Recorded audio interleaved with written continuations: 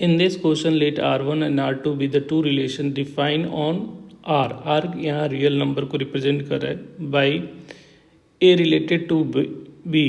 A related to R1 जो relation है A related to B, और उसके लिए कंडीशन क्या दे रखा है कि ए बी का जो प्रोडक्ट होगा वो ग्रेटर देन और इक्वल टू 0 है.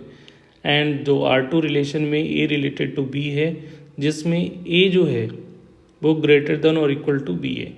तो कह रहा है कि ये चार ऑप्शन आपको चेक करना है, इक्वेलेंस चेक करना है. तो इक्वेलेंस के लिए आपको बेसिकली तीनों रिलेशन चेक करने पड़ते हैं, रिफ्लेक्सिव, सिमेट्रिक और ट्रांजिटिव. अगर तीनों सेटिस्फाइड करता है तभी वो इक्वेलेंस रिलेशन होता है. ठीक है, तो पहले हम लोग R1 का इक्वेलेंसी चेक कर लेते हैं. तो R1 रिलेशन जो गिवन है, ठीक है, वो उसमें क्या कंडीशन दे रखा है. तो पहले तो R1 चेक कर लेते हैं. तो R1 के लिए कंडीशन दे रखा है कि A, B belongs to R1. यहाँ पे हमारा जो कंडीशन जो दे रखा है,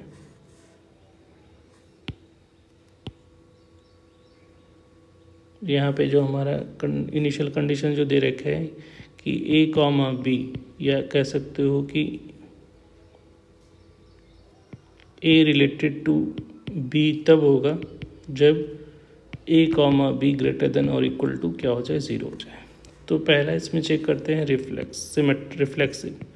तो रिफ्लेक्सिव के लिए हम लोग क्या करते हैं कि आपको जो है जो गिवन कंडीशन में A को किससे B को किससे रिप्लेस कर दोगे, जो गिवन B जो सेकंड है उसको A से रिप्लेस कर दोगे. और क्या चेक करना है, हम लोग को चेक करना है क्या ये जो कंडीशन है A रिलेटेड टू A ये सेटिस्फाइड कर रहा है या नहीं कर रहा है. A related to A check करना होता है. ठीक है, तो यहाँ पे अगर A B को रिप्लेस किया तो यहाँ पे क्या आ जाएगा, A into A greater than और इक्वल टू 0. क्या ये ट्रू है, ये चेक करना होता है. तो A स्क्वायर जो होगा वो ऑलवेज ग्रेटर देन 0 होगा. तो इट इज़ ऑलवेज ट्रू.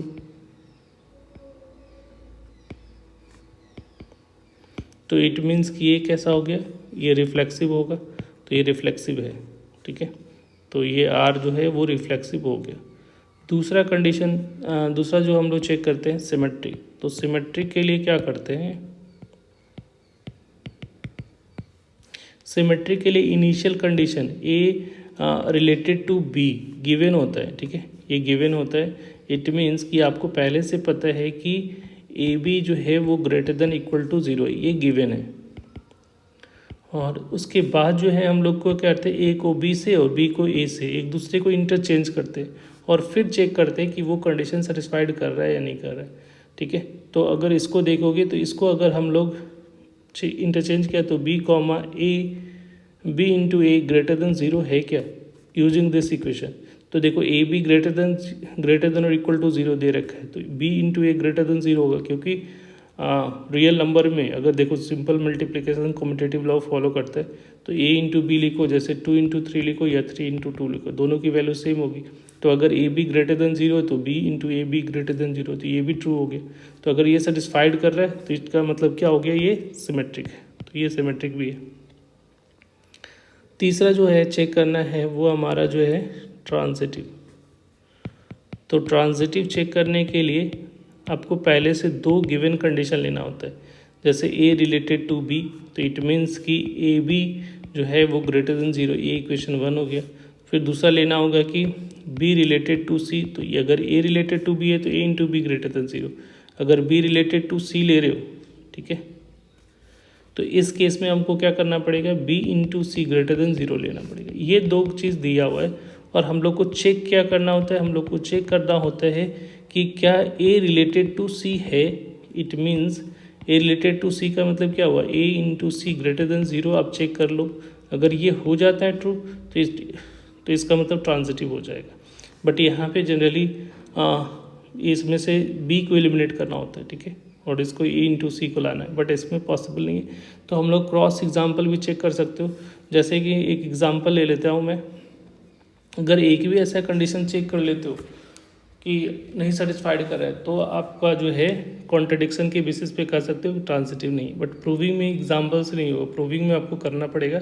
अगर कोई नहीं हो रहा है, नहीं आपको हो रहा है, तो आप काउंटर एग्जाम्पल से एक भी एग्जाम्पल आप शो कर देते हो कि इसके अगर ये नंबर होगा जो कि इनिशियल कंडीशन फुलफिल कर रहा है बट ये नहीं आ रहा है, तो उस केस में वो रिफ्लेक्सिव या ट्रांजिटिव नहीं हो सकता, ठीक है।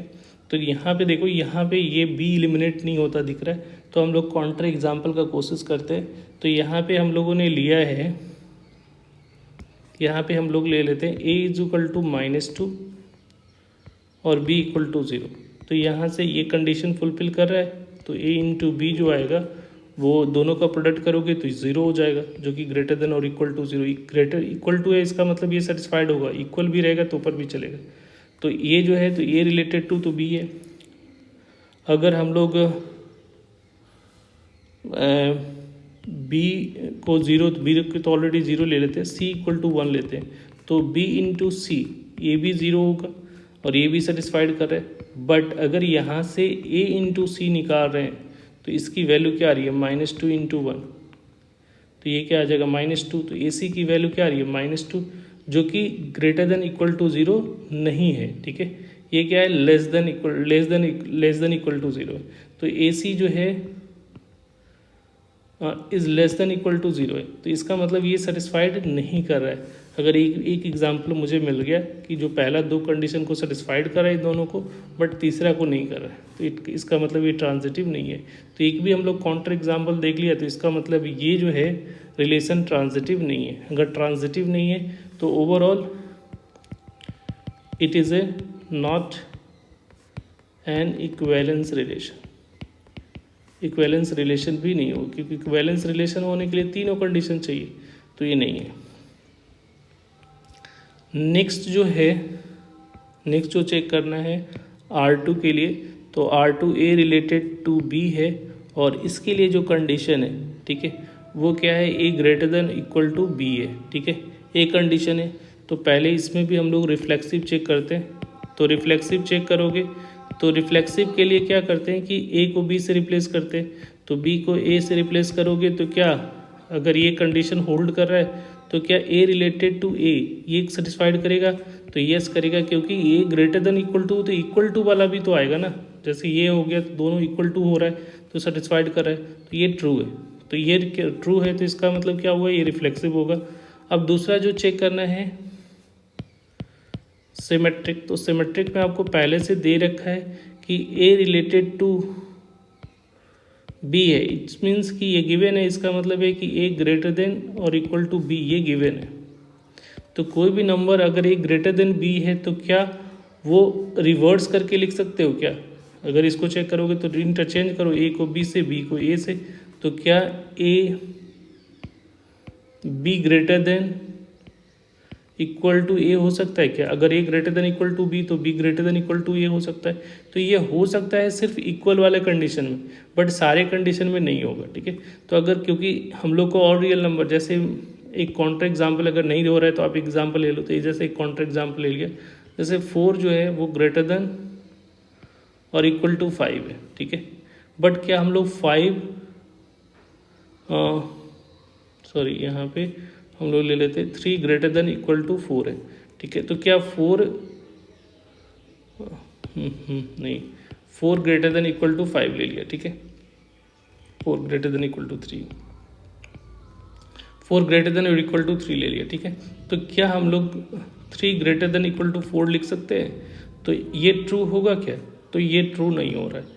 तो ये ट्रू नहीं हो रहा है, इसका मतलब है कि ये कंडीशन सेटिस्फाइड कर रहा है बट ये कंडीशन सेटिस्फाइड नहीं कर रहा है, तो इसका मतलब इट इज़ नॉट ट्रू, तो ये ट्रू नहीं हो रहा है। तो अगर एक भी एग्जाम्पल आपको ऐसा दिख जाता है कि जिसके लिए ट्रू नहीं हो रहा है, क्यों, तो वो उस केस में वो होल्ड नहीं करेगा, ठीक है। तो ये सिमेट्रिक नहीं होगा, ठीक है, इज़ नॉट सिमेट्रिक। तो अगर कोई सिमेट्रिक नहीं होगा तो ये भी इक्वेलेंस रिलेशन को होल्ड नहीं करेगा। तो यहाँ से हम लोग को इक्वेलेंस ही चेक करना था, तो यहाँ से आपको आइडिया लग गया होगा कि ए और बी जो है both neither A nor be is an इक्वेलेंस relation, तो D option is the correct. अगर इसका ट्रांजिटिव चेक करना चाहते हो तो कर सकते हो, बट यहाँ पे ज़रूरत नहीं है। अगर ट्रांजिटिव चेक करना होगा तो कैसे चेक करोगे? तो ट्रांजिटिव के लिए 2 कंडीशन पहले से लेना पड़ेगा, ए related to be date is equal to A greater than equal to be, और फिर यहाँ पे बी रिलेटेड टू सी लोगे, तो ये हो गया be greater than equal to सी। ये 2 इक्वेशन गिवन है, और हम लोग को चेक क्या करना होता है? चेक करना होता है कि ए रिलेटेड टू सी है या नहीं। इसका मतलब ए ग्रेटर देन इक्वल टू सी है या नहीं, तो ये चेक करना होता है। तो अगर ये दोनों इक्वेशन के हेल्प से अगर चेक करते हो, इन दोनों इक्वेशन के हेल्प से, तो क्लियरली इक्वेशन 1 एंड इक्वेशन 2 से लिख सकते हो कि ए ग्रेटर देन बी है और be greater than equal to सी है, तो of course A greater than equal to सी होगा। इट मीन्स कि ए रिलेटेड टू सी है, तो इसका सेटिस्फाइड करें तो ये ट्रांजिटिव हो रहा है, ठीक है। तो ये क्योंकि ए प्रूव हो रहा है तो ये ट्रांजिटिव है, बट ओवरऑल इक्वेलेंस ये नहीं है, ठीक है। तो नॉट इक्वेलेंस, बोथ इक्वेलेंस नहीं है, तो हमारा D option is the correct one. Thank you.